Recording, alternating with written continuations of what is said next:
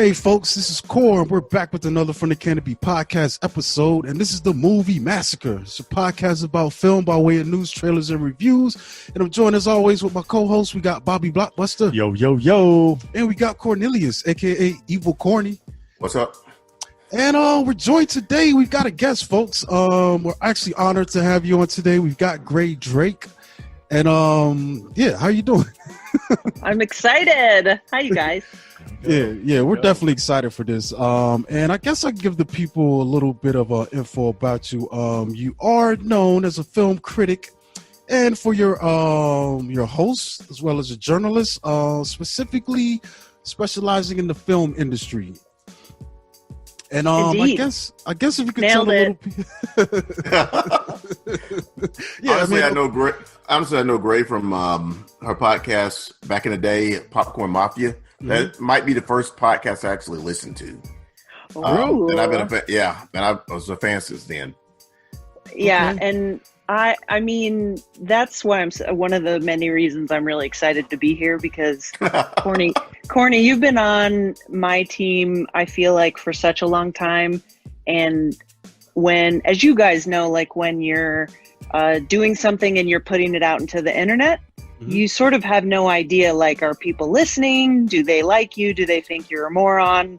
Is what you're doing entertaining? And Cornelius, I'm just so grateful to you, because you just have always been like such a huge support to me, and you're so awesome. And it's been so great to get to know you online over all the years. And so I was, when you've been involved with this podcast, I was like, yay! And I'm excited to be here and to meet your co-host. Like, this is just cool. Thank you, guys. Thanks, it's cool. She is how I know Rick Ramos and Joy Diaz were like on the same episode of her. It was the second time Joy was on the show and the first time Rick was on the show. And they were, I think it was, what was it, Yul Brynner and stuff or something like that was the title. Oh, legend. Yes. They're just, whatever the title was, it was not amazing enough for those two magnificent men.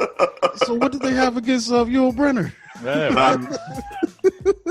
Joy Diaz was saying that he was in a film with what was the guy's name? I'm blanking on the name. Was it James Corbett that was in the Magnificent Seven with Yul Brynner? And he was kind of saying that stuff that Steve McQueen and the guys were doing at Yul Brynner.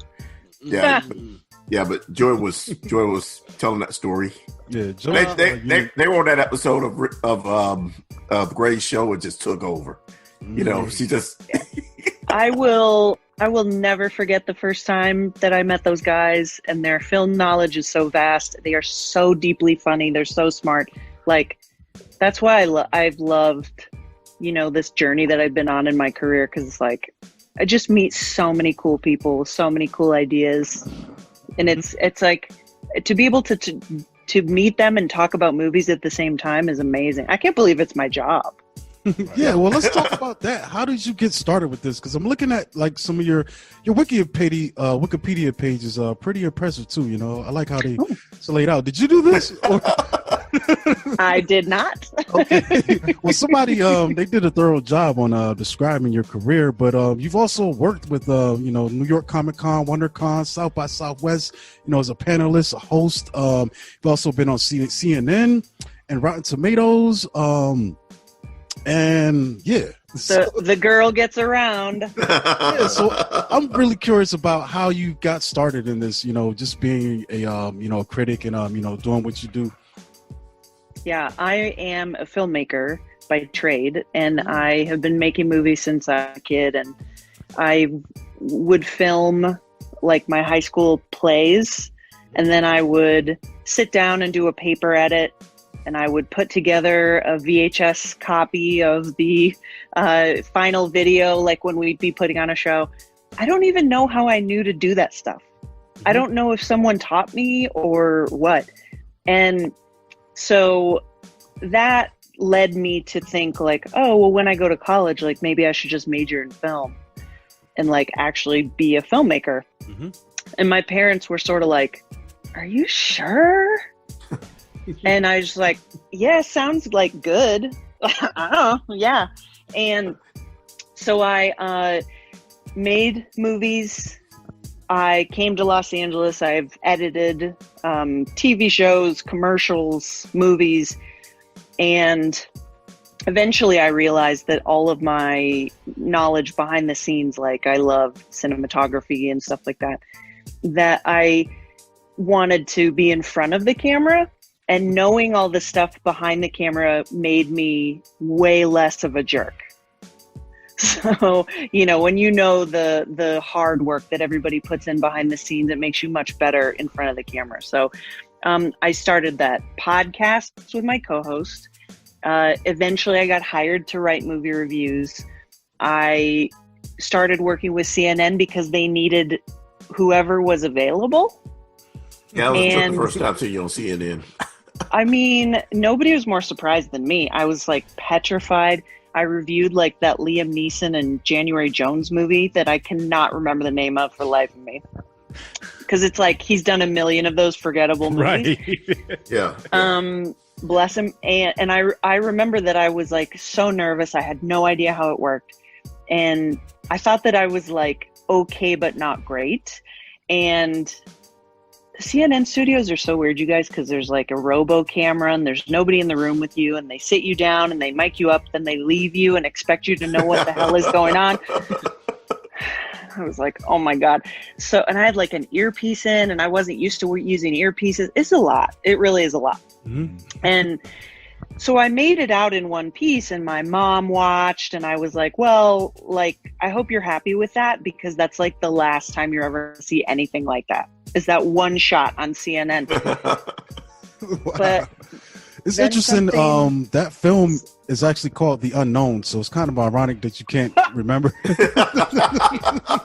And the title is also completely unknown to me. Mm-hmm. And what something amazing happened.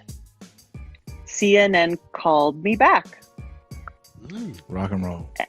Right? And I ended up working with them for like 3 or 4 years. I've been on all kinds of TV shows. I do the news here in Los Angeles. I've done probably hundreds, if not into the thousands of interviews.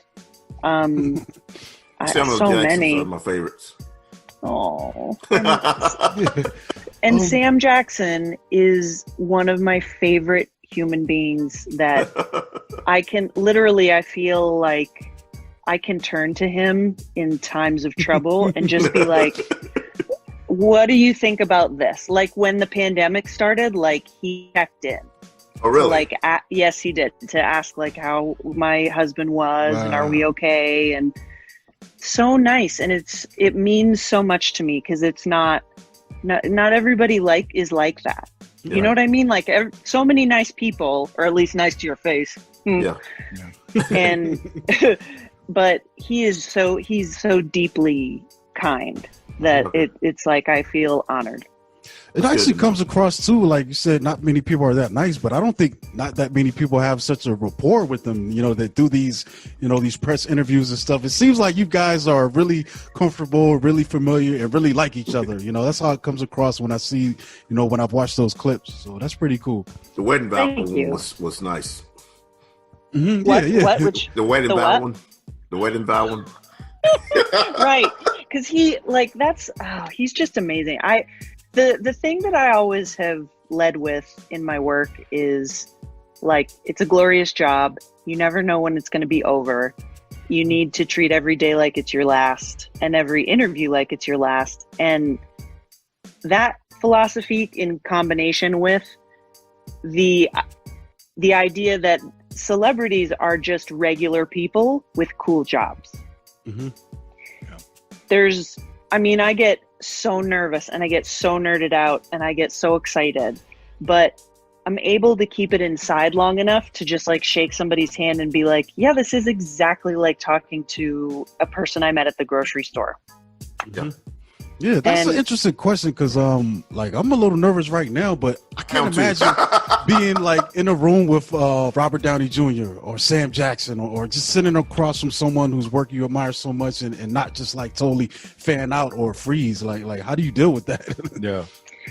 I think that it's just part of my nature to like everyday nature to take my anxiety and take my nervousness and just like cram it down really, really far.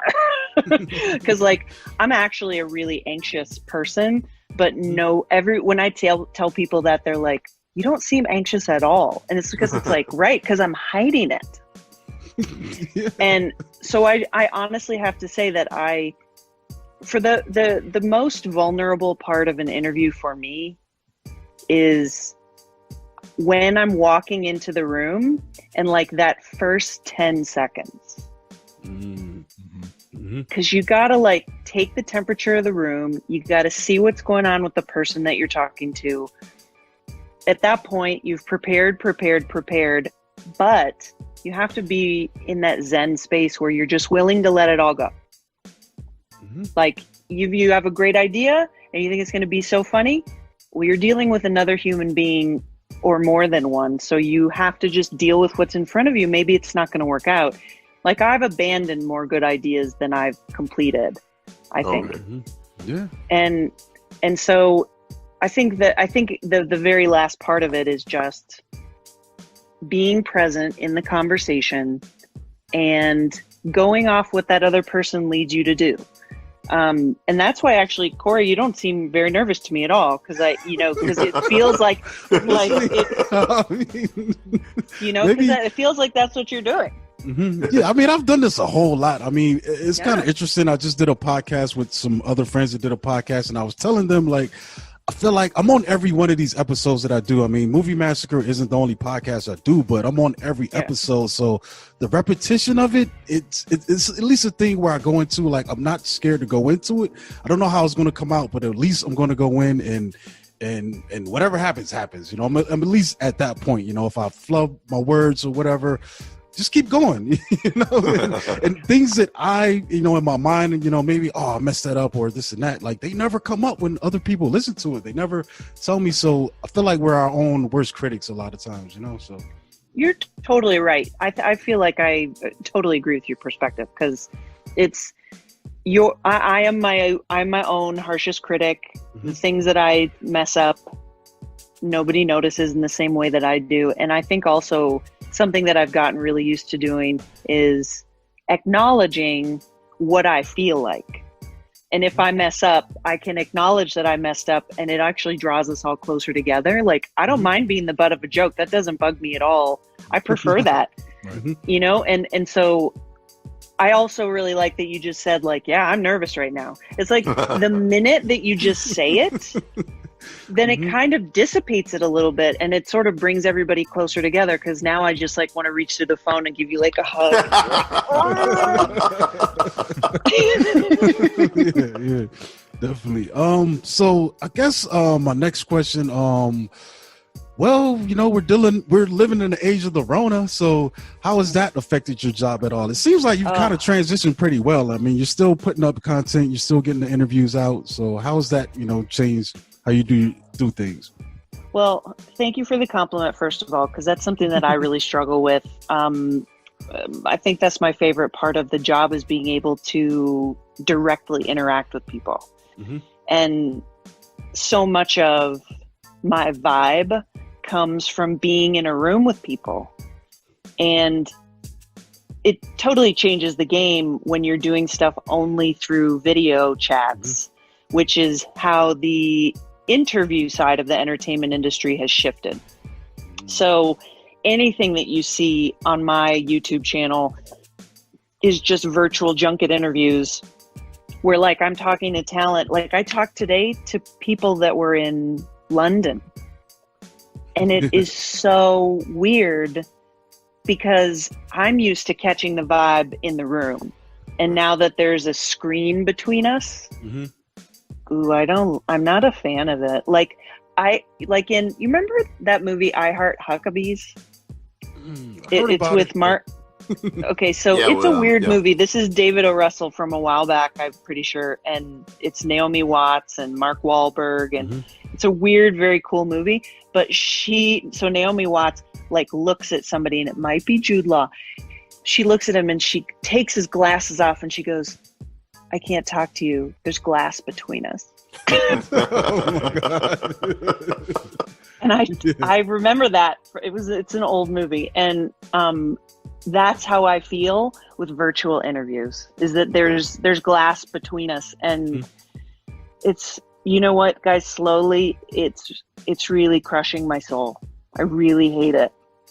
Yeah, I think we're all like feeling the effects of this thing. It's going to be crazy. I feel like years from now, there's going to be studies done and maybe even movies coming out about, what this time period has done to us, socially. And yeah, that's going to be interesting.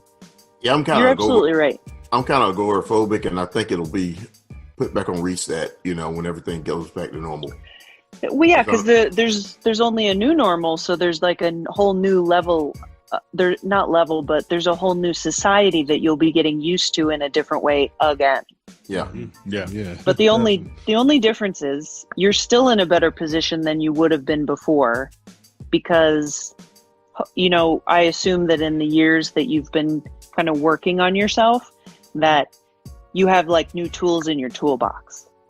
Definitely. I mean, this thing has definitely. I pawned them, and What do you say? I pawned them. I'm about to start all over. I mean, it definitely has. I tried. Okay. Yeah, I don't think we'd be doing video now if it wasn't for this, isolation, giving me more time to, work on, how I present this and doing all this craziness. Like, I told myself I was never going to edit videos. Like, it's going to be too tedious. I don't want to be bothered. And then I started doing it, and now I actually look forward to doing it, and it's fun. So yeah, I don't know. It's interesting times. You know what, everybody? Never say never. Say never. Yeah, definitely. What's the last movie you went and saw in theaters, Grae? Say that again. What's the last movie you saw in theaters? Boy. I know that I shot this show. It's called You Know That Scene for Focus Features, which you can find on their Facebook page. So I saw, oh crap, that Steve Carell and Rose Byrne movie about politics. What was it called? It started with an I. It was like, I remember that, but I don't remember. Oh crap! I didn't check it out. I forgot all about Maybe that. Jump on the Google real quick for Grae Drake, because that's horrible. I can't remember it. I saw that, and I followed it up with a screening of The Hunt. It was The Hunt. Yeah. The Hunt, and yeah. I remember that I was like so nervous to be in the theater that I was the last person to arrive into the screening, and I was the first person to run out. It was horrible. I was so nervous. It was, oh God. Yeah. That was my last film too, and there was probably 8 people in the theater, and I remember everyone just found the furthest seat away from each other, and it was like maybe early in the day too. I planned it like that on purpose, but that was the very last thing I saw in the theater. Yeah, that and Bloodshot were I saw both of those on the same day, and then we're going to shut down that Friday. I mean Friday evening. So. Yeah. What was the last one, Bob? So, oh shit, it was a while ago. I can't remember. Was it Jurassic Park back in the 90s? It was a while ago. I do a lot of at-home like 1993. screening. Yeah, I do a lot of at-home screening. I love the indie films. But just on the same note of speaking of the Rona and the lack of theater releases, is that affecting what you do, how you do things? Like, do you have to dive deeper into like the indie films, and is that, making it a little more tedious for what you have to do, or? Tedious isn't the word that I would use. I would say though that it's streamers have been the only ones that have been consistently able to release movies. So they are the only ones that are doing press for those releases. Right. The major studios, as everybody knows, they haven't been able to release a lot. So they've generally held the interviews because there's nothing to promote. Right. So that's been problematic. But the interviews themselves haven't slowed down. There are tons of them, but it's only because smaller movies that deserve attention but wouldn't otherwise get it are now the only thing that people can do interviews for. Okay. So, I mean, that's an upside, is that independent films are getting the spotlight I've seen so much good stuff, and I would have probably had to miss it just by necessity because there aren't enough hours in the day. Right. You see, I'm a big fan of the indie films as well, so that's why I was just curious because like you said, they wouldn't get the light if not for the times that we're in right now. Sure. Yeah, so that's you're awesome. like you're in heaven right now then. Oh, big time. What's your genre? Like what kind of movie do you like the most? I lean heavy to the horror, but I also like anything based on a true story, nice. Based on actual events or things like that. But yeah, I love the horror films, but they've been kind of falling short lately. Hot take. Yeah.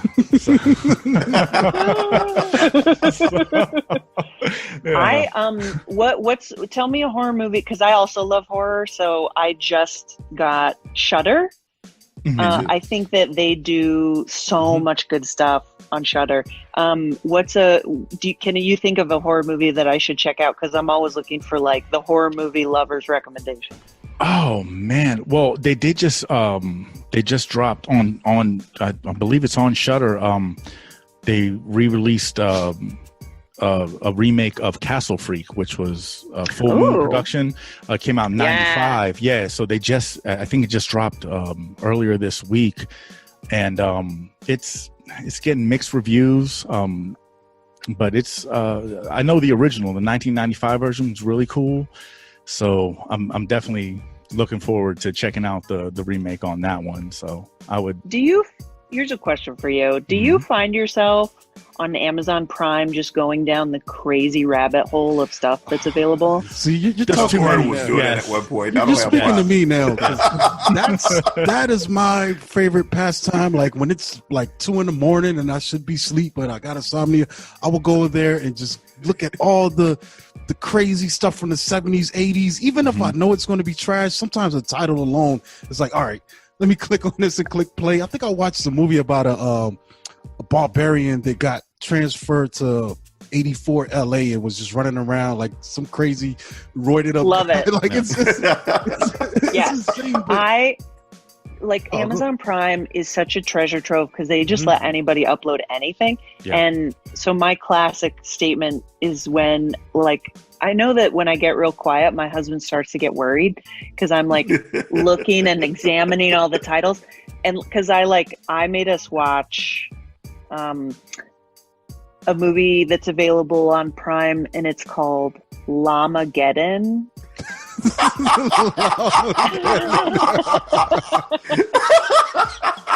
Yeah. They've got classics in there.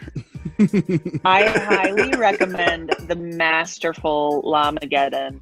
It is, oh my God, you guys, it is so fun. It's so deeply funny. It's clearly a filmmaker that had access to like a camera, all of his friends, some weed, and a llama. Oh my God. Yeah, what's really great though, like I said, they are really good at just, I don't know who curates the content, but there's so many of those like drive-in, grindhouse type films. Like I just watched this one called Female Convict Scorpion. So this is a Japanese women in prison movie, but this woman is such a badass. Like she's like what's that movie? Remember Ricochet with with Denzel and who's the bad guy? Lithgow. Lithgow. She's like the woman Lithgow. That's just the craziest inmate, and apparently there are like several of these films made, and she just breaks out of prison and just kills all these dudes, and she's on a run in several of these movies. But I watched the first one and I was just blown away. Like this is magical. Like no one knows about this stuff. But it's all on Amazon. Well, the thing good. The thing that always gets me is some of the worst films, or I don't want to call them bad, but they have the best like artwork for the cover. Yeah. Oh, the cover art is great. Like, and then you click on it, it's like, man. but sometimes you get rewarded. Like I said, with this Convict Scorpion, I took a risk on the artwork and I was instantly rewarded. It's crazy out there. But yeah, another question. So what about if someone sends you a screener or for a film and it's bad, and you still got to do that review. Like, how do you handle that? Because I'm in a situation like that right now, but it's crazy because I went to this website from this distributor, and they've actually do have some stuff on there that I would probably want to see and I think would be good. So I'm like, how do I do this without them being like, all right, you're banned? But I want to give my honest opinion. It definitely always depends on the situation, because if you are reviewing it, if it's on your website or if it's, for someone you work for or, on a show, you have to be honest. Okay. You have to. Yeah, you can't. We've always maintained that. Exactly. It's like if you lie, then you can't call yourself a critic. That's because that's the tough part, is that sometimes as a critic something doesn't work for you, and it's your job to share it. So I personally I'm also very uncomfortable when I don't like something, because I know how hard it is to make something. And it's like, people, tons of people fed their families making these movies and TV shows, and some of them thought they were getting involved in what would be the greatest project of their lives, and it didn't work out. It's like a heartbreak when a movie's bad. Yeah, totally. And you're like, oh, it's not your shot. Oh, I'm so sorry. but even with that, even with something like that, like a film like Birdemic, I know that movie is rough, but there's still people that would watch it, or it could probably still make some money somewhere. I think that certain films find their audience just because of the spirit in which they were made. I actually don't care for as a lover of So Bad It's Good, I don't like Birdemic, because I think they made Birdemic specifically to be bad. Okay. And I think that it comes off less bad because of it. It feels like a little bit too like wink wink. There are plenty of people that disagree with me, but I like movies that were like made in earnest. Like they thought they were making the greatest film of all time, and it's a train wreck, which is why I actually like The Room. Yeah, definitely. Like, just on that note, earlier this week, I went through the bin at the Dollar Tree, and I got a film called Rubber, and it's pretty much just Rubber. Oh, the tire? It's been a long time since I've seen that one. It has telekinesis, or it can blow people's heads up, but it's just rolling around, kind of doing its thing. And I mean, it was entertaining though. Like A for effort, you know what I mean? And so that director, that dude is French. I can't remember his name. Oh, Quentin Dupieux. He's crazy, and I love that guy. And I actually think Rubber is a great example of someone with a totally batshit idea that really knows how to make movies. Right. And so it works. It's like mercifully short, as I recall, because it's also like, don't make a movie about a killer tire that's 2 hours and 15 minutes. Yeah, no, there's only so Deer much. Skin, isn't he? Yeah. Wow. What? He's the same director of Deerskin, right? I think so. That one, and then he just did one recently too that I thought was interesting. And when you have a filmmaker like him making a crazy movie, I think there's so much to appreciate about it. The minute that you said, I haven't seen it for years, but I remember it because of all those reasons. And so to go back to how do I criticize a film? The way that I have always worked is when I have bad news, I generally make it as funny as possible. Yeah. So I try to be honest about the film, but be clever about my opinion on it. So at least I always imagine the filmmaker listening to what I'm saying. Because I've been called out before by people whose work that I've slammed publicly. Wow. And so it's a nightmare, but I stand by it. I have to stand by what I say. And so I at least try to make it entertaining, and not snarky or overly rude or like something I'd be embarrassed to say to their face. More like I try to make it as clever as I can. Okay. I only get away with that though because of the kind of reviews that I do and the kinds of places I do them. If they want me on the news it's a 2-minute hit, so I get to be bing, bang, boom, and then I'm out. You know, and so I try to make it very bingy and bangy and boomy, but I'm very uncomfortable. And the worst is if you have to say to a filmmaker to their face what you thought and you didn't like it. Yeah. And so I also try to watch a movie for what about this works? There's got to be one thing that works that I could talk about, that I'm not lying when I say that it was interesting or I liked it or it made me think. And I've gotten out of more than a couple of uncomfortable situations. Because if you're about to go in an interview and somebody's like, what did you think?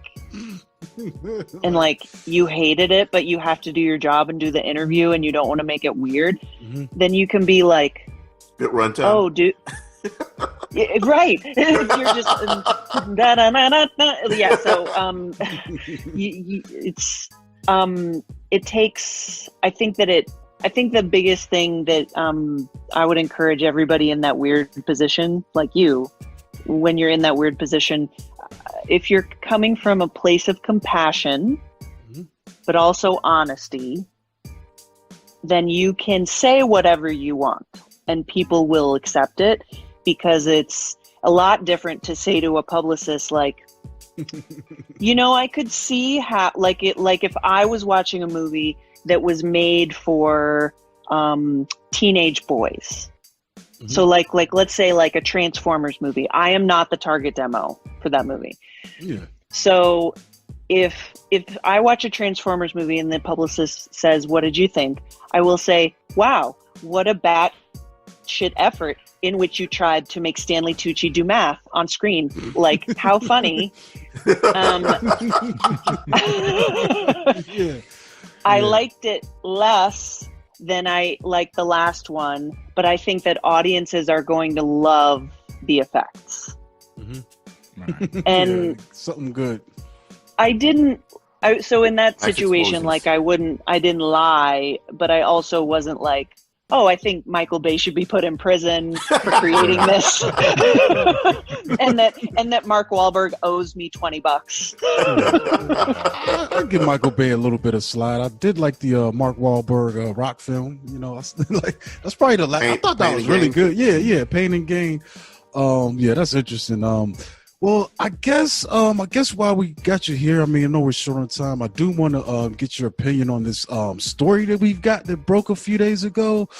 Well, it looks like Warner Brothers is going to put most of its 2021 theater films on their HBO Max platform the same day that they are to premiere in theaters, starting with Wonder Woman 84, which comes out this Christmas. And apparently they're bringing out all the bells and whistles for that. That thing's going to be available in, Dolby, with the sound, as well as 4K HD, streaming. And it really shook up the industry right now. Yeah, 3D as well. So, or is it? That's everything but 3D. Oh, everything but 3D. Okay. Oh, yeah. Yeah, but Corny's the only one with a 3D setup right now in the country. But yeah, it's crazy. A lot of controversies coming out. AMC, expressed their anger at the situation.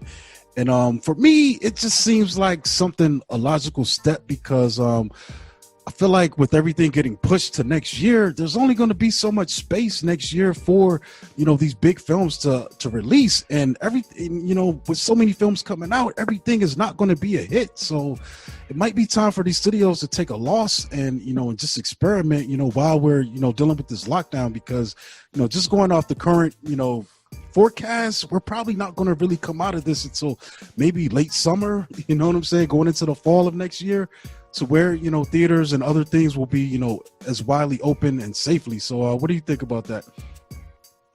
I think everybody are a bunch of uncreative crybabies, and I think that we are all in incredibly difficult times. Everybody just wants to do the right thing, but what I'm seeing from both the National Association of Theater Owners as well as the movie studios is a general unwillingness to change. Mm-hmm. And if you don't have flexibility within your business model, you'll fail. That's it. and it's just a question of when. And so if theater owners, it's like from both sides of the equation, everyone should be better at working with each other by now. They should have figured this out already. And I don't understand what the problem is. It's like movie theaters. I don't think movie theaters are going to die. I don't think that, I think the movie theater experience is going to change a lot. And I really just wish that everybody was playing nice with each other. I wish that the theater owners could sit down with the studio owners and just be like, hey guys, like we got to figure out how to make this viable for 2021, which means we've got to lose something to gain something else. And you do too, like genuine compromise. The model's too old. Like the way that they both survive, it's too old. So they're in trouble if they don't adjust. And I think everybody's being stupid. Very well put. Yeah, Thank you. My local Regal, it's shuttered right now. They said they're not opening for the rest of the year, but also I'm looking at it like you've got a pretty big parking lot. Maybe put a screen up in there, and maybe we've been saying that for like months. You can put concessions outside. Have people running food, and like I feel like they definitely got to get more creative because as of right now, streaming is the only viable option. For a widespread distribution right now, at least, in this country, considering our situation, because I'm looking like this probably works out great for Warner Brothers. They're going to have a lot of people subscribing to this platform, and that's going to, at least generate some cash flow, and that's why they're doing it, by the way, because HBO needs more subscribers. Yeah. HBO Max needs it. They're in trouble. Definitely. Yeah. I've been a subscriber out the gate. I just kind of switched over because I was already on HBO Go. So I do appreciate the extra content, but I feel like that's what a lot of people did rather than a bunch of new people actually signing up to it, so yeah. I think HBO Max is one of the best. HBO Max is one of the best values, I think, on the market, and anybody that doesn't subscribe definitely ought to. As a consumer, I love that they are going to put movies on demand. I, for the foreseeable future, as a movie critic, am only going to be watching things in my home. I live in Los Angeles, you guys. I'm not going out anytime soon. Yeah, LA is getting, if you don't know, LA is getting hit hard with these, with the coronavirus. LA, Texas. I feel like everyone is to differing degrees based on your population, and LA has so many people. So I love the fact that it is going to be available for me at home. I have zero issue with it. I'm not going to stop going to theaters. I'll definitely still go, but I love watching movies in my jammies. Honestly, I do prefer theaters, but it's just not viable right now. Because I feel like theater is definitely a lot easier. It allows me to, focus in and concentrate, and I put my phone away. I'm not distracted looking at Twitter. Like I don't know if you guys do this, but I do this all the time where I'm watching a movie on Netflix or something, and I'm rewinding the same scene like 5 or 6 times because I just got distracted and like, oh, what did they say? Oh, let's take it back. But like it's gonna have to be some adjustment period. And also, I feel like it's the same thing with like the music industry. I feel like they got devastated so hard in the beginning. When Napster and all that hit because they didn't adapt. And I feel like a lot of people would have participated and bought music, you know what I'm saying, if they could digitally, versus bootlegging it. But the industry was so late to adapt to it and offer that to people. So I feel like, with the film, they've got to do something similar, and I think this is part of it. And it would be crazy too if they, not only if you got this built-in HBO Max, but also allow people to buy this stuff and rent it. Also, if they don't have that platform, that's extra, that's extra money. So I have a friend. Only thing I'm not really liking now is some of those $19 rentals for. Yeah, that is high. Yeah, I was gonna rent Freaky, but $19 is a little too much for Yeah, and before this happened, I was a Regal Unlimited member, so that sounds crazy to me. My Regal Unlimited was $21 a month. I could see as much as I wanted, so it's kind of really rough to to jump out there on a film that I don't know if I'm going to like for $20. Like, it's like, that's the thing. Cause like, same thing with my AMC list, you know, because if you're in the house, then a film that might not fall into, you know, your bracket can easily become background noise. Like there's a lot of movies that I started watching and then ended up doing dishes or vacuuming halfway through. And the movie about the killer tire was not one of them. No, it was not. I watched that whole thing. yeah, that's interesting. Yeah, they're expensive and it sucks. Like it's not going to be good for a while, I don't think. But what we'll probably end up seeing, a friend of mine had a great point. He said that what is likely to happen, nothing that was supposed to kill the movie industry or the theaters ever did. Right. Okay, and I don't think it's different right now either. But these theaters are in trouble. Everyone is sort of in trouble if they can't figure out what the next thing is. And I think because of some legislation that has been happening in our country, I think that now the movie studios are going to start buying the theaters. Yeah, it's crazy like it used to be. Yeah. So you know what's wild? I've been watching some Amazon exclusives lately, and I think it's kind of some kind of subliminal things that those things start with Amazon Theater, and there's a picture of an Amazon Theater. It's right before the movie starts. Hey, I think they're trying to. I think that's a good point. You know that you're I think articulating exactly what they don't want you to notice, which is that they have hired companies that know how to market to people, and they know exactly what their images will make you think. And so I think that it's like you're our Keanu, you're our Neo right now, like, and you're totally seeing it because I do think that's what they wanted you to feel, that Amazon is like every bit as important and valid as Warner Brothers. And think about that. They add some extra tack on something that's already built into your Amazon Prime subscription. Like, I don't know. I'm just saying. I'm just a guy. No. You're right. I mean, I think that the other thing that has everybody not being very cooperative with each other is that the studios are panicked because award season, especially in the past couple of years, has been overwhelmingly streamers. Yeah. Netflix is like taking everybody's awards away. Yeah. And so Hulu and Amazon Prime like have a long ways to go before they become the behemoth that Netflix is. But I think that this year, 2020, has been instrumental in giving the streamers that much more power.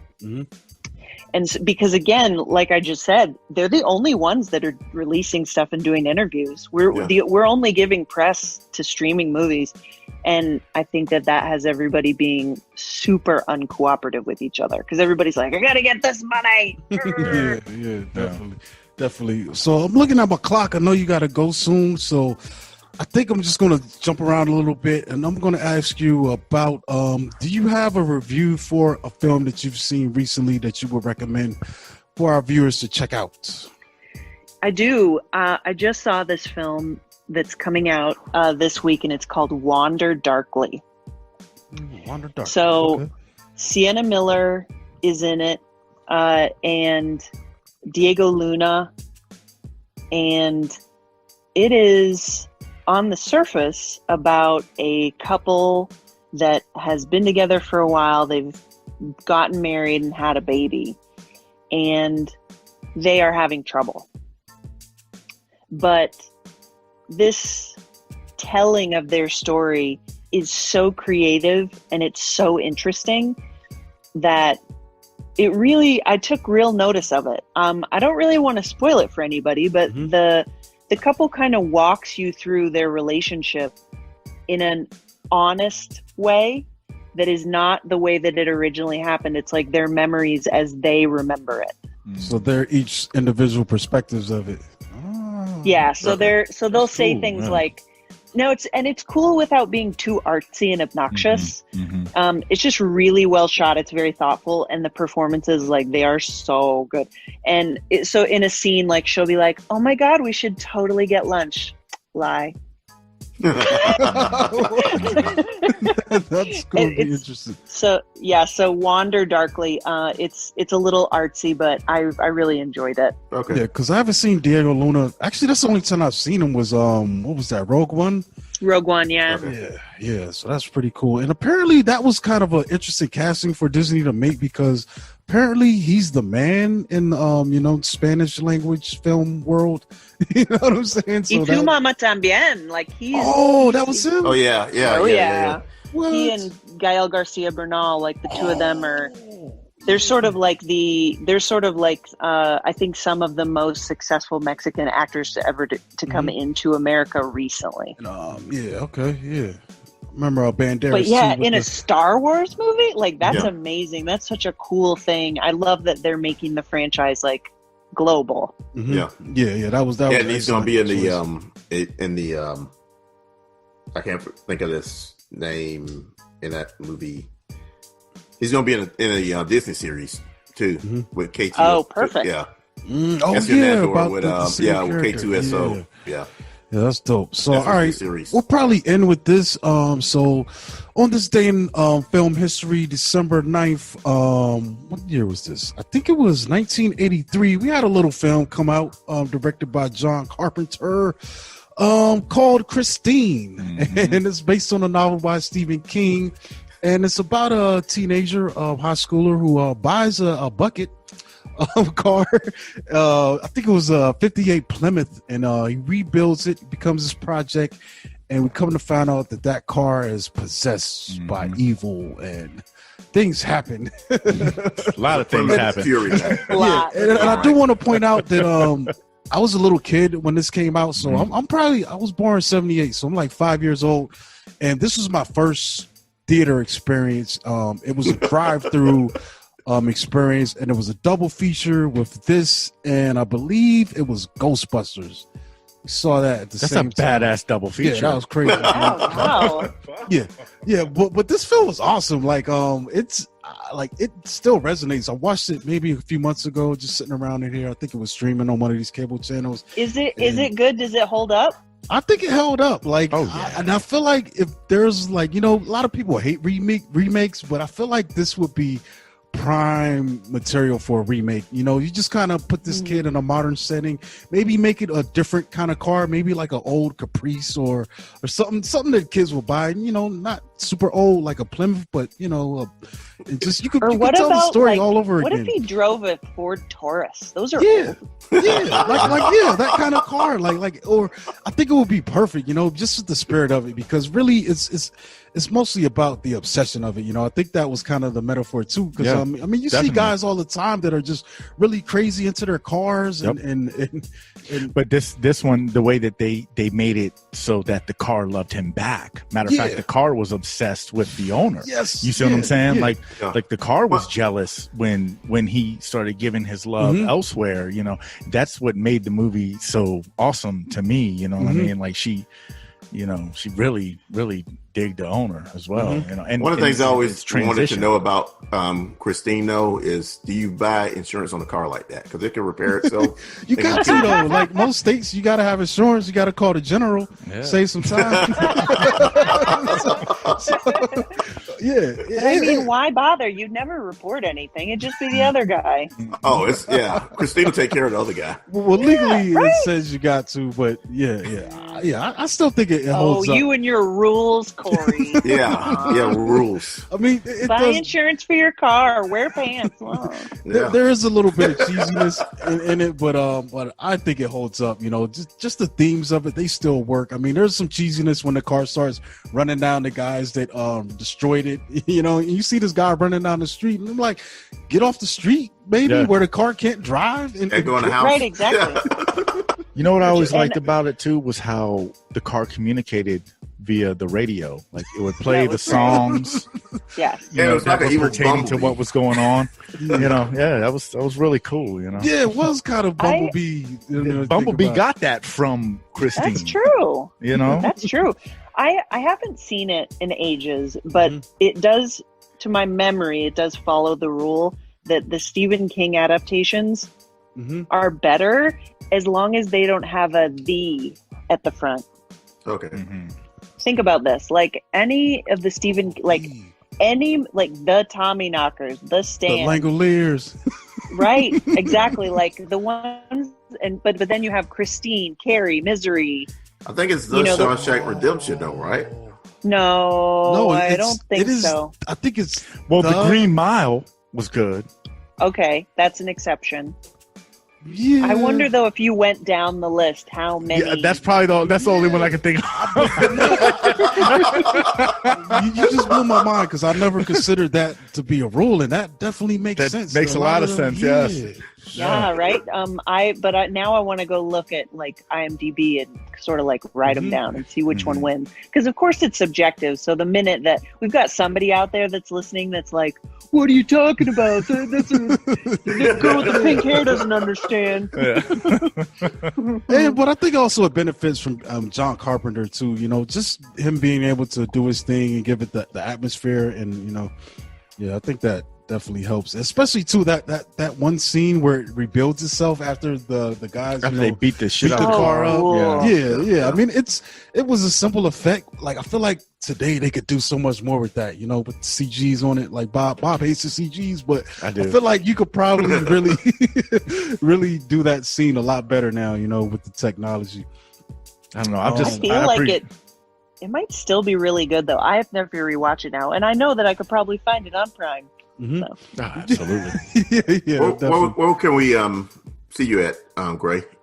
It's almost time. So, my entire career, I've never been able to have my own YouTube channel. I've always had to do it for work.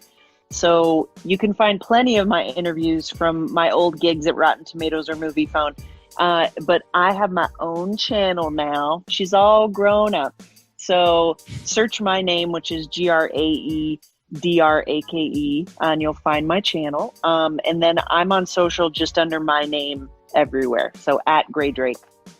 Mm-hmm. Yeah, awesome. Definitely. And I would definitely encourage folks to check it out. Like I was, browsing it earlier, and there's tons of video, like the stuff you're doing now, as well as it seems like you've been uploading all the, the TV stuff. A bunch of those interviews are on there. So yeah, there's definitely a lot of videos, and it's kind of crazy because your subscriber count was at like 666, and I'm like, are you doing that on purpose? And it's stuck there. And my husband sent me that. Like I woke up and he had sent me overnight, he had sent that my subscriber number would not change, and I was like, uh-oh. Yeah, we gotta save her from the Satan's clutches. So you're a horror movie fan too?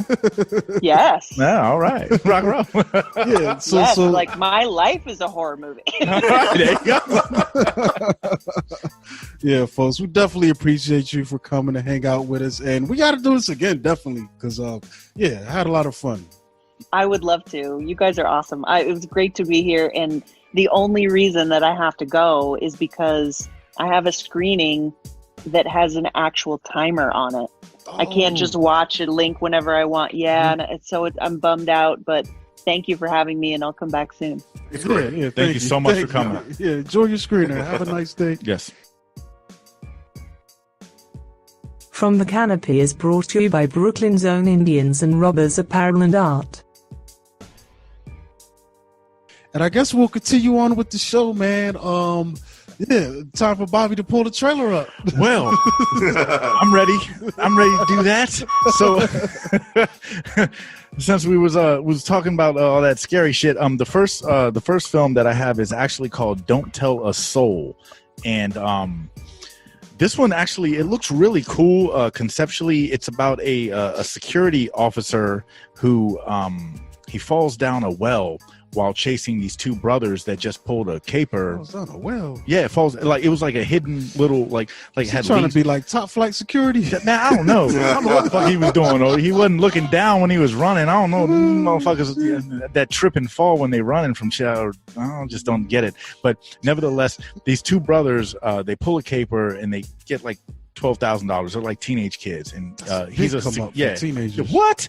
So he's a security guard, and he's chasing them through the woods, and he runs down. He falls down this hidden manhole kind of situation, and in the midst of him like falling down in this hole, he starts to convince the younger of the two brothers to like let him out, and of course the older one is like, man, we just pulled this lick, we got this money, fuck that dude, let him sit in the well and die. And that's kind of like what I got from the whole trailer. I don't know if he's going to find his way out or what's going to bring it about. But it looks intense. It looks good. And the thing that kind of stood out to me a little bit was the security guard is actually played by Rainn Wilson, who is like Dwight Schrute, pretty much from The Office. Yeah. And one thing I've gathered about him is, even though his character in The Office was one of my favorites, he does do a good like serious role as well. I've seen him in other movies where he's done a good job at playing a serious character, and this seems like a serious situation that he has fell into, no pun intended. So you know, that's definitely one. That's crazy. So that's like Jessica McClure back in the day. I don't know if you remember that. Baby, get Jessica. The little girl that fell in the well in Texas. Yeah, and it made me think of the Simpsons episode where Bart fell into the hole, and then he was doing the little voice and shit. Yeah. So you know, I'm with that. It drops. That was like one of the wildest, like the first really live national TV events where everyone was glued to the TV. Yeah, like, man. Yeah, man. And so it drops January 15th, 2021. Directed by Alex. Looks like Macaulay. So I don't know if there's any relation to Culkin. No. Alex Macaulay. Yeah. So there's that with that. So, but I'm definitely tuned into that one. That one's looks good. All right. And it's got that kid from the damn, one of them movies. Yeah, man. Oh, never mind. That's a different trailer starting to play. Oh, well.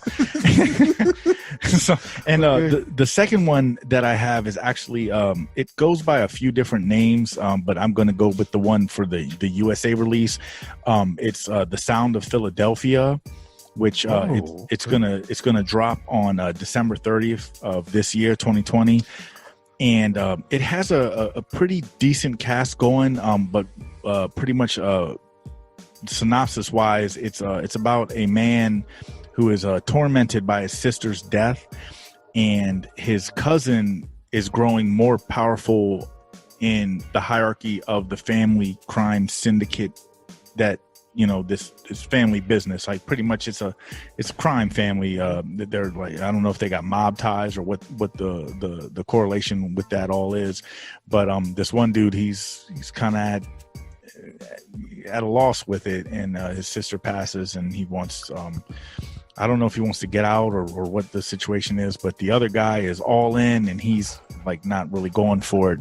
But you get Ryan Phillippe, and I haven't seen him in a while. In a while, right? And I believe he's playing the cousin that's kind of getting knee deep into the crime situation, and the one who is trying to stray away from it.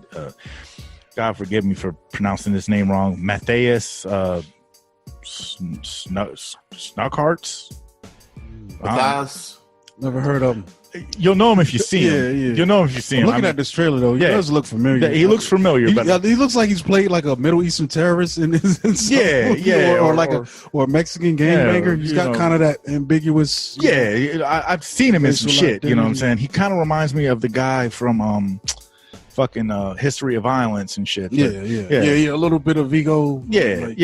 So was that Viggo Mortensen? Yeah, that's Viggo. Just making sure. So he, kind of comes off like him, but nevertheless, this one actually it looks like it could be good. And see, it's coming up as Sons of Philadelphia. Yeah, it's weird. Yeah, because I'm thinking I could think of was a thing for Soul Train. So it's interesting. Like on the YouTube, it says The Sound of Philadelphia, but when you play the trailer at the end, it says Sons of Philadelphia, and then it also goes by one other name. So like when I first initially, they don't know what they want to do. That's what I'm saying. So that's that might be a red flag. I don't know. What I'm saying? But the trailer looks good. But initially when I saw the trailer, I wrote it down as Sons of Philadelphia. But while doing my notes today, everything I was looking at was calling it The Sound of Philadelphia. So, it's crazy because The Sound of Philadelphia is one of my favorite songs by one of my favorite rappers, Reef the Lost Cause. He made a song called Sound of Philadelphia that captures, living in the streets of Philly. So, yeah. Yeah, so hopefully this movie will do the same thing. That Sound of Philadelphia. Everyone wins. From Soul Train. I don't know if y'all, I was. Oh, it is. Fan, and yeah, that's the name of that What? song. Oh, the when the train come down with Yeah. the wall. That's the name of that song. That's the name of that song. I didn't know that. I thought it was just the Soul Train theme. I paid that in jazz band. I would think that the Sound of Philadelphia is just the bell ringing. They don't ring that bell. That shit might break. I don't think they do the Liberty Bell. They dong. That shit, Sound of Philadelphia. For real. But yeah, that's it for trailers today. We can keep it short and sweet. Let's get like into a little our Debbie snack. review section. We heard Grae Drake's film review. What was the name of that film again? Damn, I'm terrible. It was Dark Wanderer. Yeah, Dark Wonder. Wanderer. Okay, yeah. All right. So I guess I'm gonna start it off.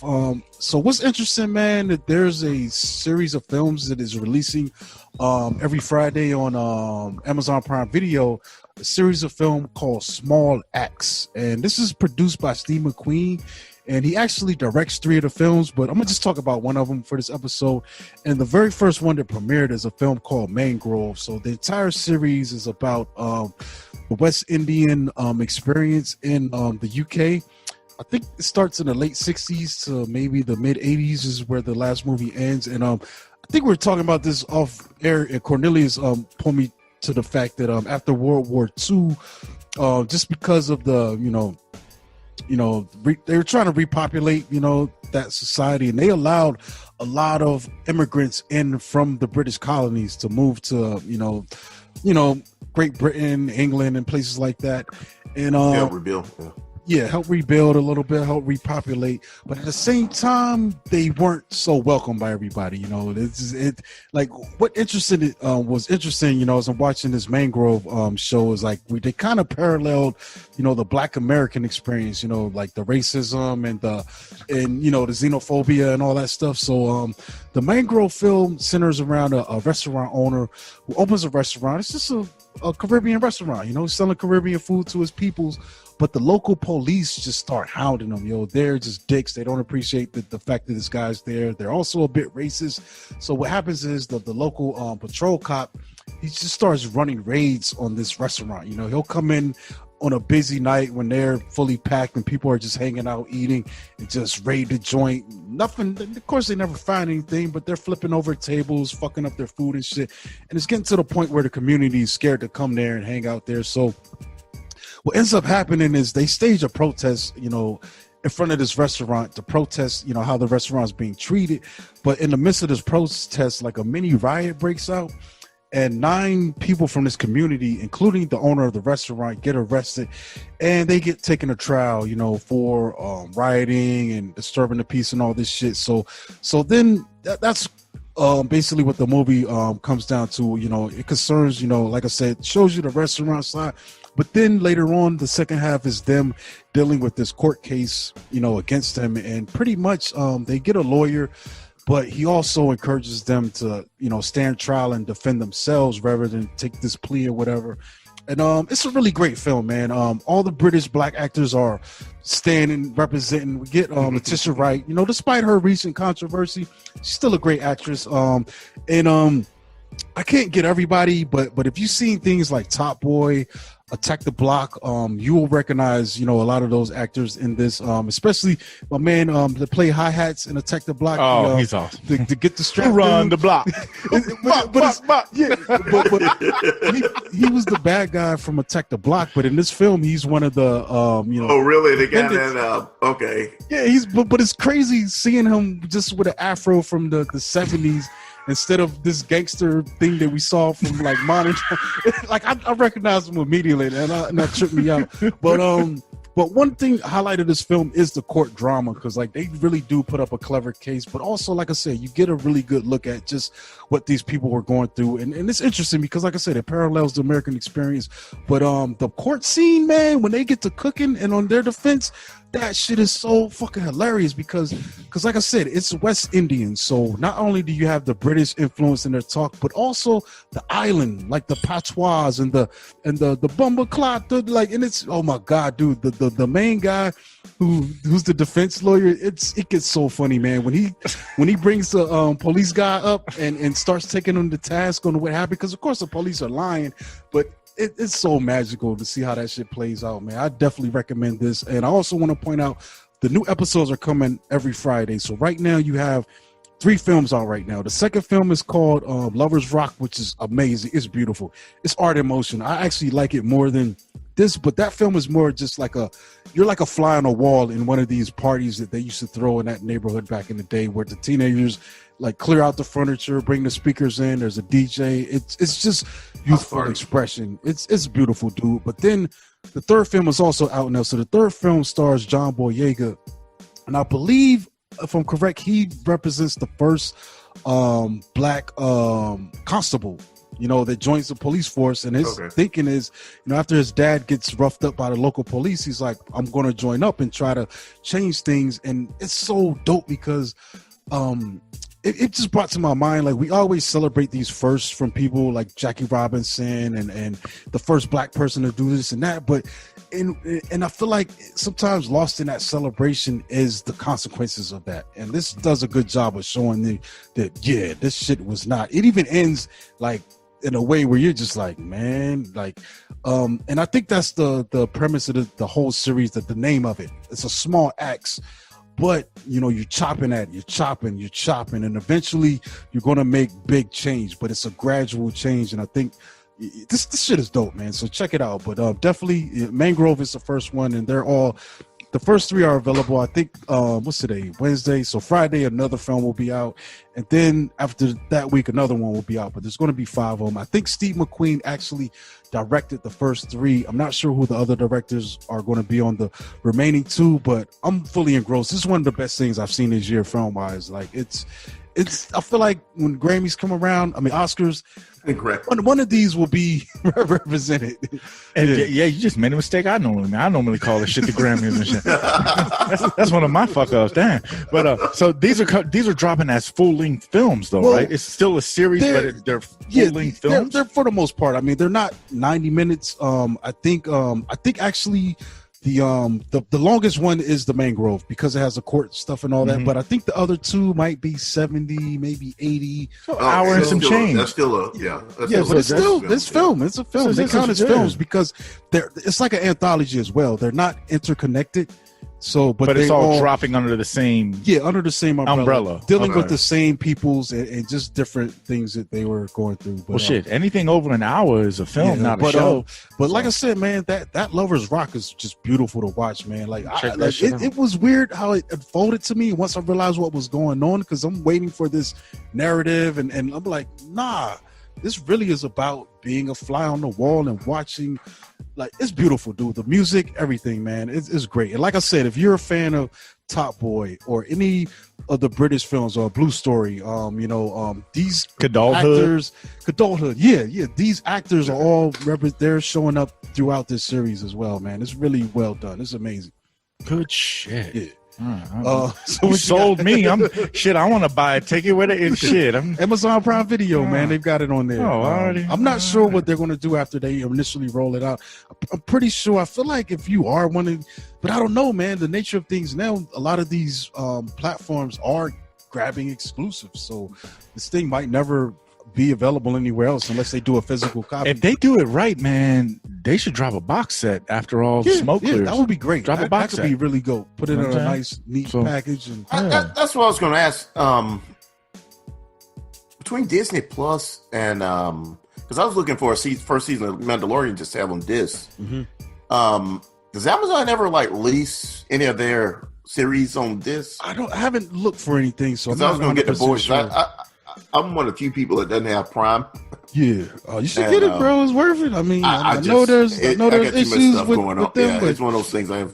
But it's really great for entertainment, man. It's really great because with them, what it is, you can just pay up front. I think that's how you could pay individually. It's going to cost you more, but if you just drop $100 for the whole year, there's so much shit on there. It honestly, outside of Netflix and Hulu, it's probably going to be my third, man. I mean, I know Disney has Mandalorian, but just as far as sheer volume of content, I don't think you could beat them right now. It's ridiculous what they have on there, you know.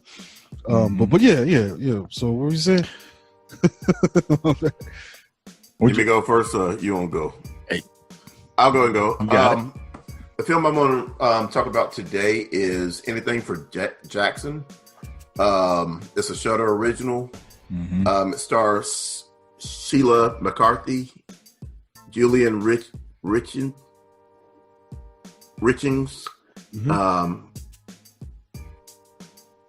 Contessiana Mantelis, and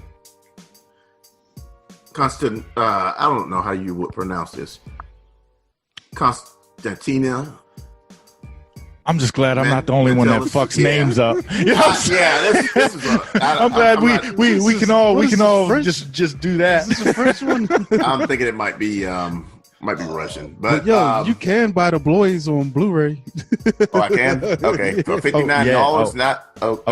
It's worth owning. Yeah, that The Boys is dope. Yeah, you might want to look for a deal, but maybe you can find it at Best Buy or something, or maybe you can find a promotion for it. But it is on, But in this film, you have some Satanists, and they lost their grandson in a car accident, and they pretty much kidnapped this woman, a pregnant woman, to summon their grandson and get him to possess the unborn child's body so they can have their grandson back.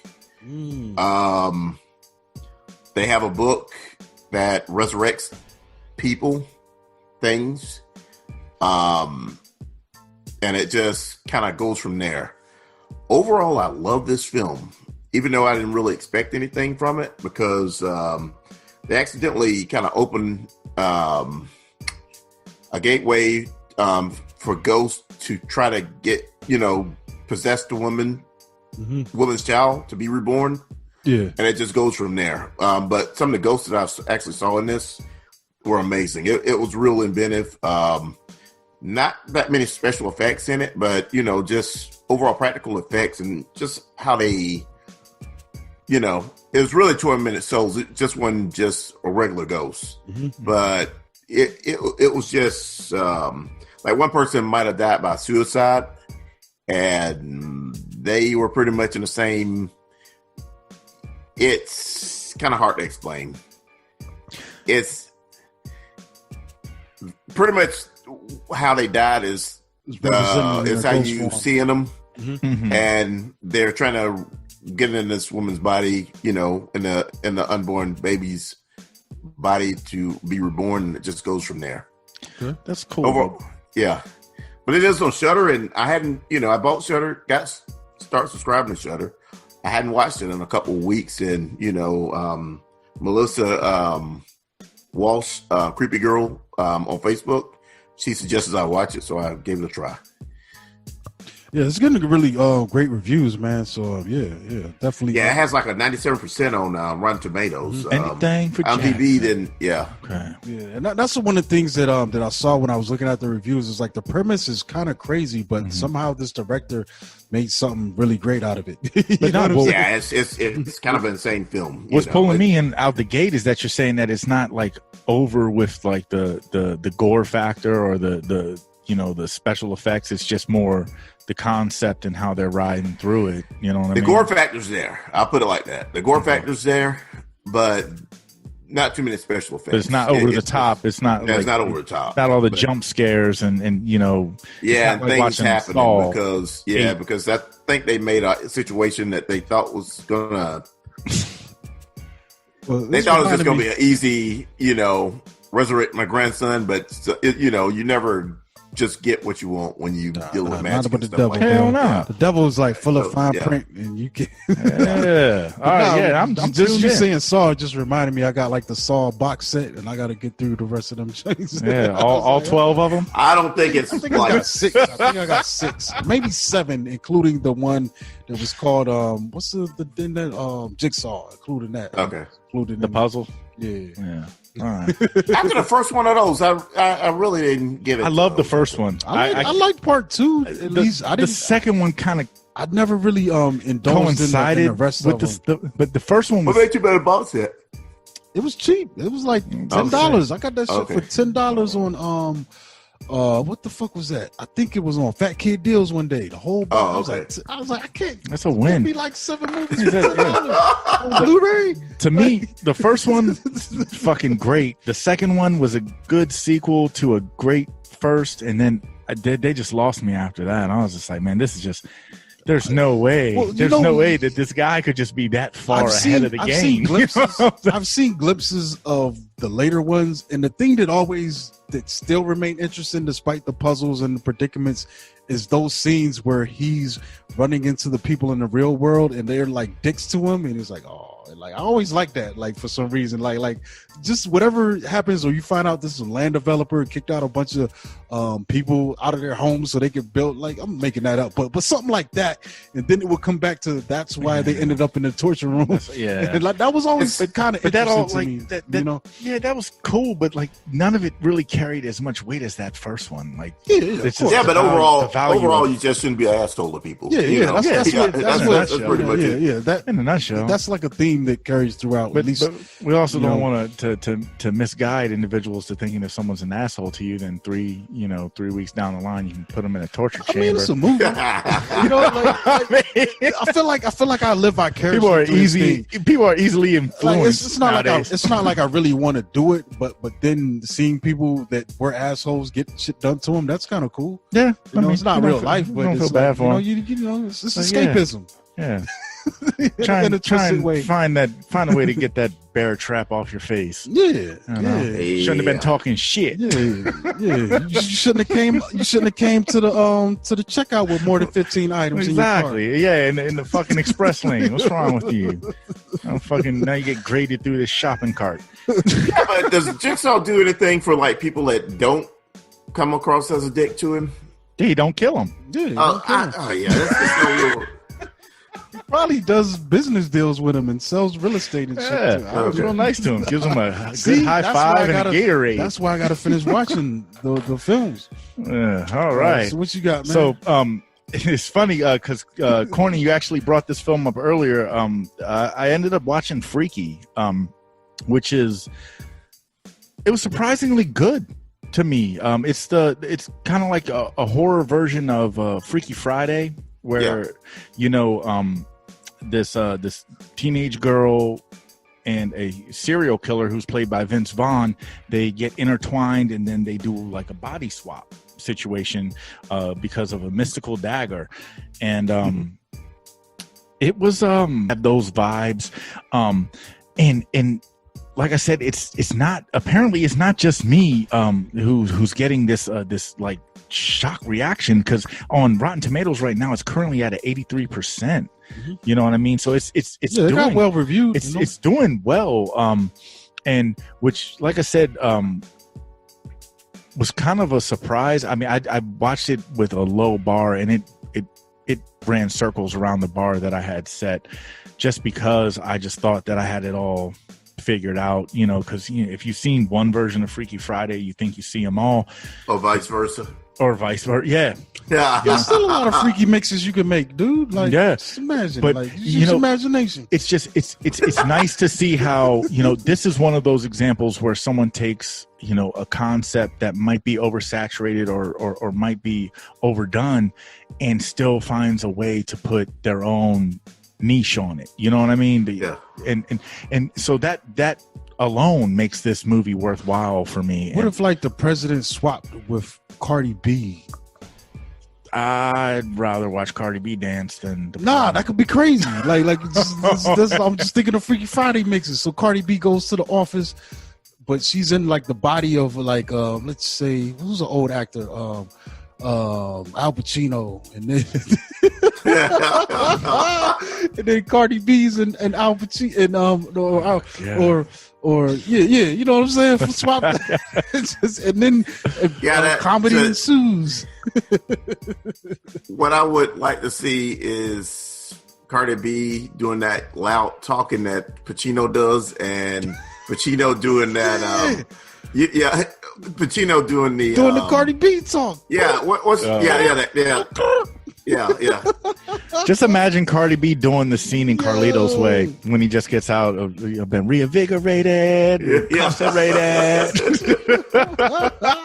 or Cardi B's like in the bathroom stall, like, or what was it? The bathroom? What was he at when he comes out? He's like, okay, I reloaded. Oh, yeah, he's in the back room. Yeah. Oh yeah, Here comes the pain. Oh shit, yo, Let's say hello to my little friend. Yeah, I don't think they do enough of these. We need more mashups. But this one, like I said, man, and it really it holds its weight, man. It holds its weight. I would definitely put this one on. It's on my list. I would put this one. I would buy the DVD and I would throw it in the collection and watch it every once in a blue moon. You know what I'm saying? So you don't think about this, not Corey, Bob. I saw that $19, and that's pretty much what I expect to buy it on physical. You know what I'm saying? Exactly. I'm with you on that 100%. Yeah, that deterred me from I mean, I feel like you wait a month or two, it'll go down to like regular, and it'll be like a digital sale or whatever. Because the thing too is like with a lot of this stuff is like, I'm still in the, despite theaters being closed, I'm on a backlog of things that I want to watch versus, having. So if something comes out, like you said, man, these $20 rentals are crazy a little bit. So honestly, I can wait, dude. And just to piggyback on what y'all saying, like, you're right. You know what I'm saying? Because that's the one thing, like, it's hard to convince someone who's in the comfort of their own home to still pay a movie theater price when you're sitting on your couch. You know what I'm saying? Like, I don't want to do that. Mm-hmm. You know what I'm saying? But I did that for the show, because yeah, it's crazy. Everyone deserves it, and I knew we were going to have a special guest, so wanted to do something relevant. well, I guess we could wrap this up then. It's interesting too, man. I just want to kick off some names, not necessarily give some reviews, but I've been watching a lot of shit, man. I watched this film called the Glorious Steinberg autobiography kind of film, biopic. She's like a really big feminist, kind of a pro-choice activist.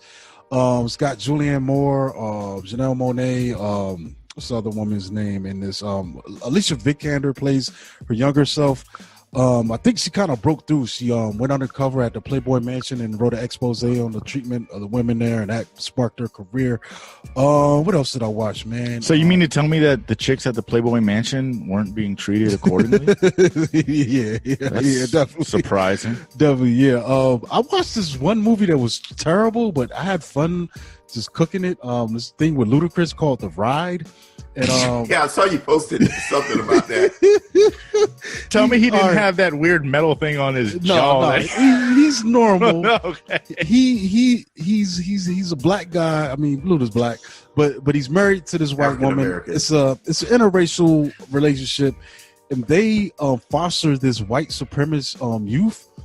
So through Ludacris's love and determination, they changed this white supremacist ways, as well as coach him into becoming a BMX champion.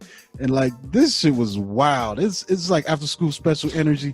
What the fuck else I watched, man? I started watching Valley Girl earlier, but I took a nap. But that was actually pretty good. It's got the who's the woman from Happy Death Day, the actress. She's in that too, but it's kind of like a musical as well. But that was kind of interesting, man. I was having fun with that, the way it was going down. It's kind of like yeah. It kind of has like some what was that? Clueless kind of energy, you know? Okay. What the fuck? Cutthroat City. I'm still getting my way through that. That shit was a mess, dude. Like, makes you want to cut your own throat instead of watching it. You know what's funny about that movie, dude? It has Bleeds probably out. the best cast I've seen in ages. And a great idea. It was good. You've got Shamik Moore. You've got Isaiah Washington. You've got Rob Morgan. You've got Terrence Howard. It's got Wesley Snipes. Everyone's in it.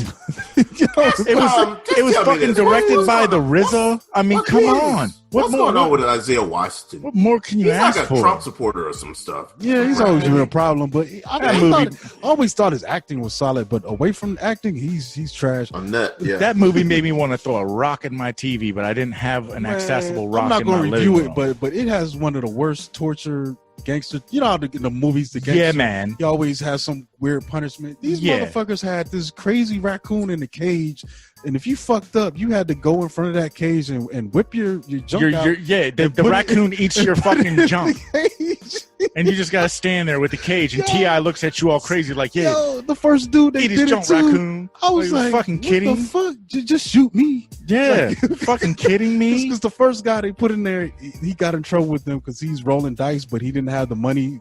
He ass bet it. Yeah. So he's betting money he didn't have, and he lost.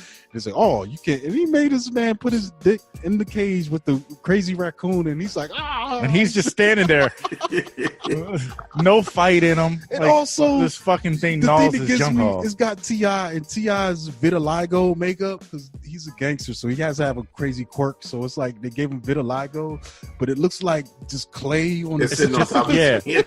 Yeah, it's so offbeat. Like I'm telling you, man, it's been taking me. What's the name of this film again? Cutthroat City. So Cutthroat the City. premise is, it's post Katrina, New Orleans. So you reviewed this, Bob. I reviewed this, Yeah, yes. you reviewed it. And I You brought didn't the tell me trailer about, up like, many the moons bad ago. Vitiligo. Matter of fact, I brought the trailer up before the Rona happened.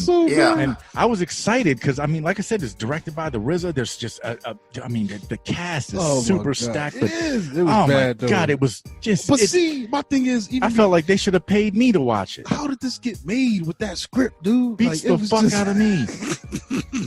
Beats the fuck out of me. Like, I mean, I don't know. It like man, they were better off just going and punching themselves. That one was just terrible. Yeah, that was bad, dude. Terrible. Yeah, that's it. Also, I watched this Mogul Mowgli. We're probably going to get in depth on that because that's worth talking about.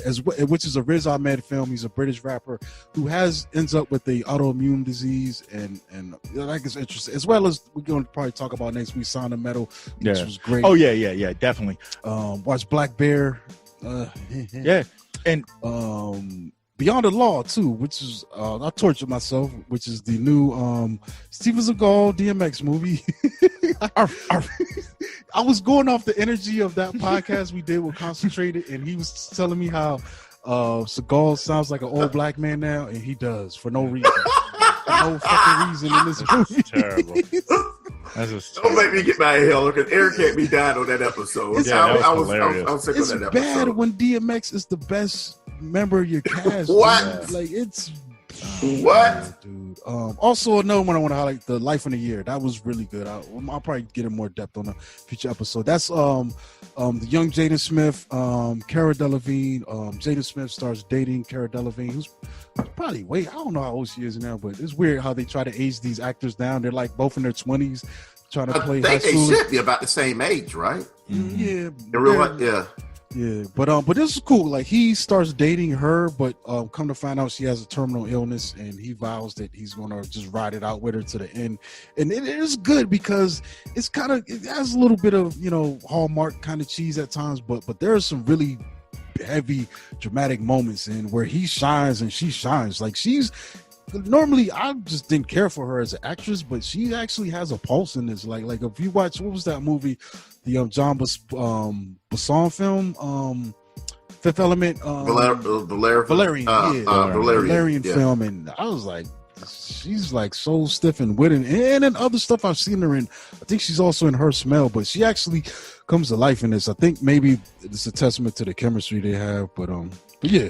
And just on the same note, I did watch that movie Girl.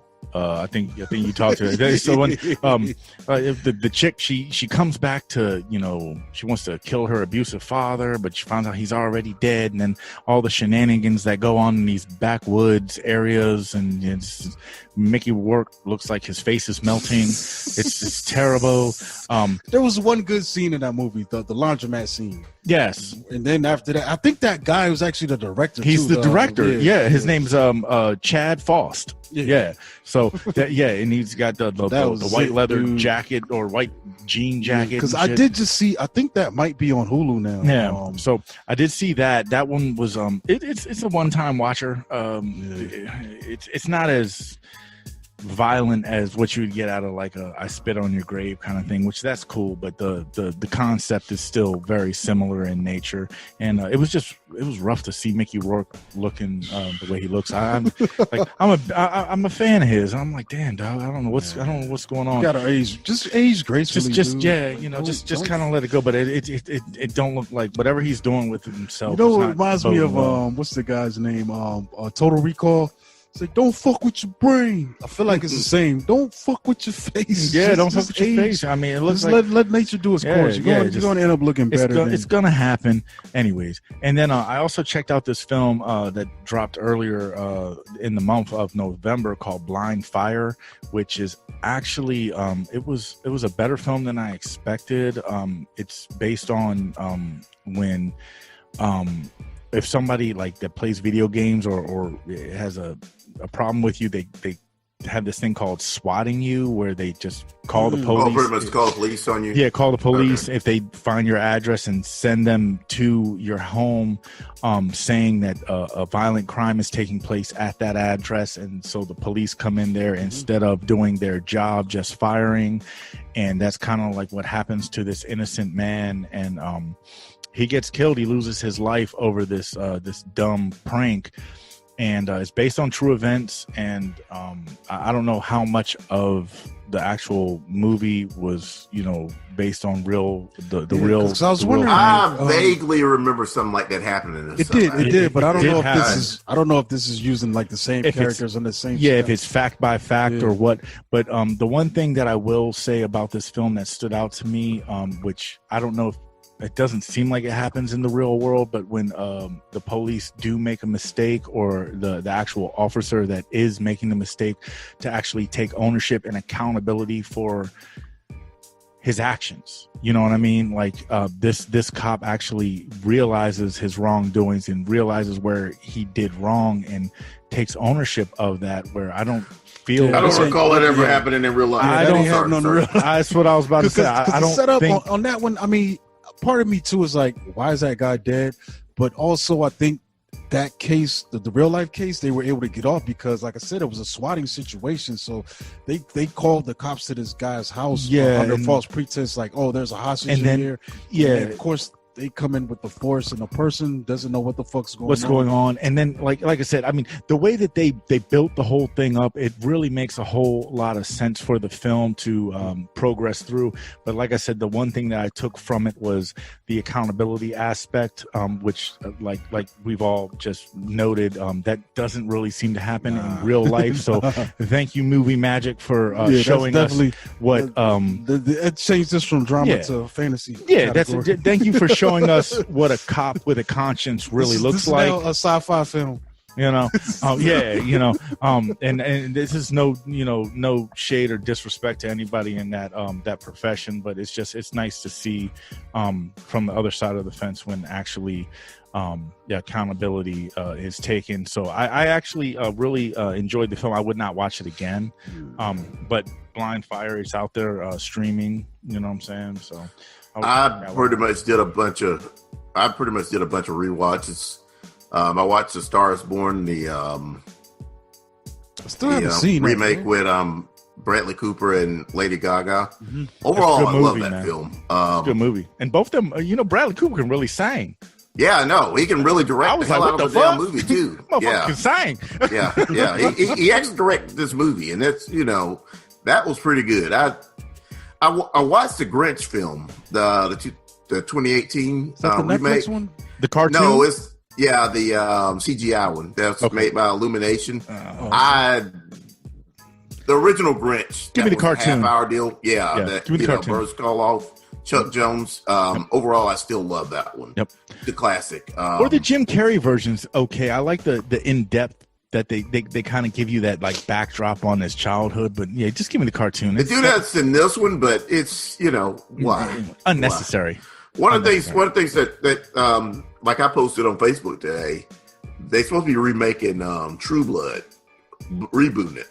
I understand a continuation, but to reboot it, this show's just went off air like, what's that, 10 years ago, 11 years ago? There's no reason to reboot anything like that. Is there a vampire show on right now that's still putting out current seasons? Maybe that's the void they're trying to fill. Yeah, no, but I do know that there were a lot of novels. I don't know, that might have went beyond the show, what the show covered. I don't know. So maybe the thing that trips me is it's supposed to be a general rule that you're not supposed to reboot or remake something before the 10-year flux. But that's what's been happening a lot now. Well, I can understand it with like I kind of can see that on superhero films, especially like when you want to write a world or whatever, but something like this, I don't know. I like the idea that it ain't no. It's not really gone. It's already a TV series, and that like I don't get. You can pretty much revisit it. Yeah, I don't get out of thrown out of whack when people do try to remake shit, because I mean the old shit's still there. If you want to go back and enjoy it, you can still watch it. But don't remake something that just that's still fresh in the mind. But there's always a new generation that wasn't even, or probably couldn't even watch but you can still can still like HBO Max, all that stuff was on HBO Max. That's like if they just tried to remake Breaking Bad right now. But that's also like the old don't do that. The old one, the original is still so great. Like just check out that one. But also you're acting like people are tuned into everything, and I don't think that's the nature of things. I mean, maybe The Wire was big for our era, but some kid that's born now that's getting to the age to want to watch shit like that, they might not be aware or even want to go back to that.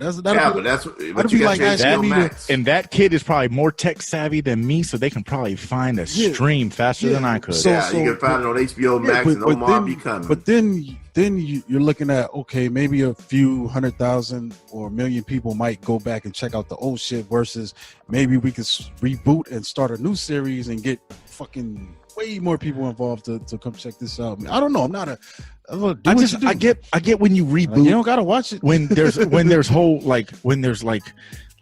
major differences, like taking a show from like the 80s before like the cell phone era and shit, and then like incorporating the technical advances that the world's in. I mean, things like that can like really signify the difference.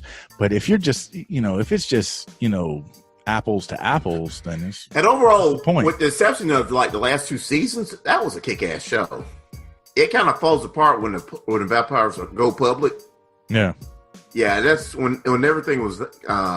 Sorry to spoil it for everybody that hadn't seen it, but whenever, well, I guess they were public the whole time.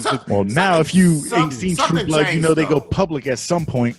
Well, they were public in the beginning of the series. It's something that they did. Was it the synthetic blood? That was the plot for that. Yeah, it was something that was going on. They fucked it up though. Yeah, I can't even remember right now. When there's a will, there's a way. And they might have had some impact too from the writer's strike and shit. But I think that's it, folks. We're gonna wrap this shit up and call it because it's getting late. I'm getting old. Y'all don't want me to talk about. Take me a nap. I gotta go to work tomorrow morning. Yeah. All right, so this has been Corey. Catch me at Monkey Blood, Twitter, Instagram. Follow the podcast.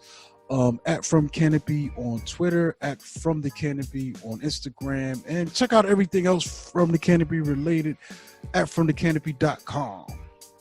It's Bobby Blockbuster. You can catch me next Wednesday, I think.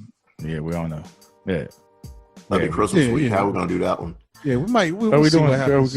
I don't know. Well, shit. You catch me on the next one, whatever Wednesday that one may be, or which one it might fall on. I'm Cornelius Bros. You can find me on Facebook, Cornelius Bros, on Twitter at Cornelius1976, on Instagram, Cornelius Bros, and on TikTok at Cornelius1976. At some point, I will make a TikTok video, but I follow so many creators and I have fun laughing at videos. Anything Brian Williams says about Trump is kick-ass. Y'all need to watch videos of Brian Williams giving commentary about things that Trump is doing. That's what's up.